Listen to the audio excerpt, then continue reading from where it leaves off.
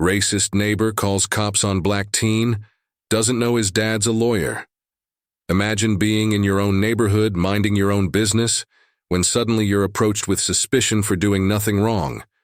This is what happened to 16-year-old Jamal, a respectful, friendly teen who was just enjoying a day outside when his life took a sharp turn because of his neighbor's prejudice. When a complaint was made to the police based solely on Jamal's appearance, his dad, a well-respected lawyer, stepped in. The neighbor was in for a shock, one that taught her a valuable lesson about jumping to conclusions. This is a story about judgment, courage, and standing up for what's right, no matter who you are. It was a warm Saturday afternoon in a quiet suburban neighborhood. Birds were chirping and lawns were freshly mowed. Kids were playing outside, and a sense of peace filled the air. Jamal, a 16-year-old with a bright smile and an easygoing personality, had just moved here with his family a few months ago. He was excited to make new friends and explore his surroundings. The family had moved from a busy city to give Jamal and his younger sister a quieter, safer place to grow up. His father, Marcus, was a respected attorney known for taking on cases of injustice, while his mother worked as a teacher. They'd chosen this neighborhood for its good schools, friendly environment, and diverse community, or so they thought. Jamal, dressed in a plain t-shirt and jeans, decided to go outside for a bit of basketball practice in his driveway. His family's house had a small basketball hoop out front, and playing there was his favorite way to unwind.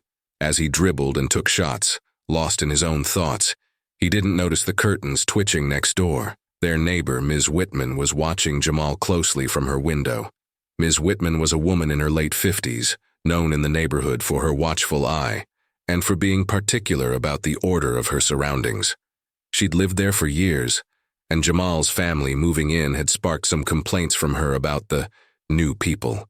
Little did Jamal know, she had already judged him without ever even speaking to him. After a while, Jamal took a break, leaning down to tie his shoes, unaware that Ms. Whitman was on the phone. She'd called the police, claiming there was a suspicious young man loitering in the neighborhood. She described Jamal's appearance in detail, emphasizing his race, adding assumptions about him being up to no good. Moments later, a police car pulled up. Jamal looked up in surprise, confusion clouding his face as two officers got out and approached him. "Is there a problem, officers?" Jamal asked, trying to keep his voice steady even though he felt nervous. He had always been taught to respect authority, but the sudden confrontation made him uneasy. The officers exchanged a look, assessing him with the same suspicion Ms. Whitman had planted in their minds. "We got a report about someone behaving suspiciously in the area," one of them said, eyeing Jamal up and down. "Suspicious? I'm just playing basketball," Jamal replied, feeling a surge of frustration. He gestured toward his house. "I live here with my family. I'm not doing anything wrong." But Ms. Whitman had stepped outside, arms crossed and glaring at him. "I saw you lurking around," she said sharply, her voice filled with accusation. "You don't belong here. Kids like you think you can just go wherever you want." Jamal looked back at her, shocked and hurt.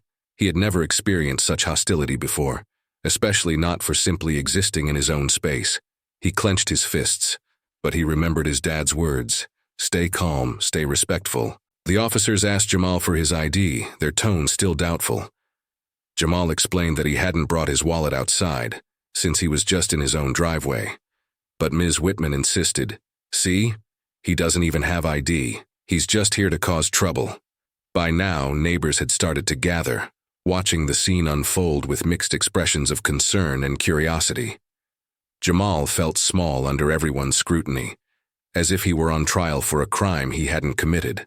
The officers, caught up in Ms. Whitman's assumptions, continued to question him, each word making Jamal feel more and more like a stranger in his own neighborhood.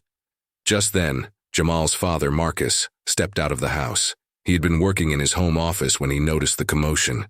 His calm, professional demeanor immediately commanded respect, but he could see the discomfort on his son's face and understood what was happening.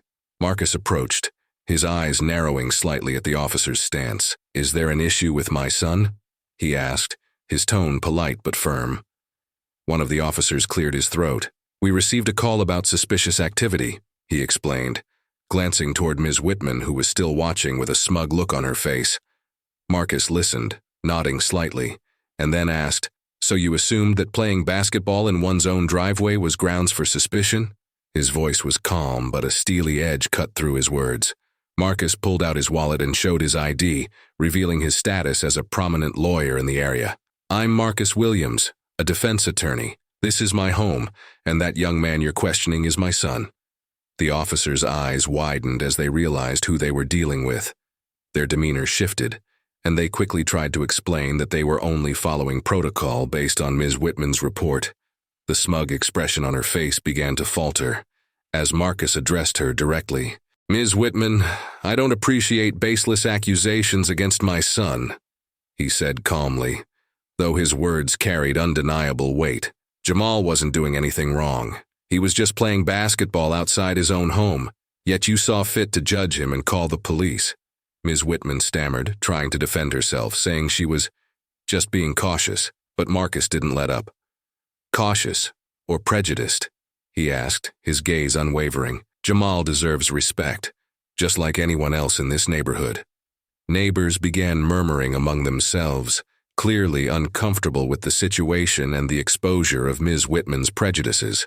The officers, now clearly embarrassed, apologized to Marcus and assured him they would handle things differently in the future. They left the scene, and Ms. Whitman was left standing there, looking flustered as the neighbors stared, silently judging her actions. Marcus put a reassuring hand on Jamal's shoulder. You didn't do anything wrong, son.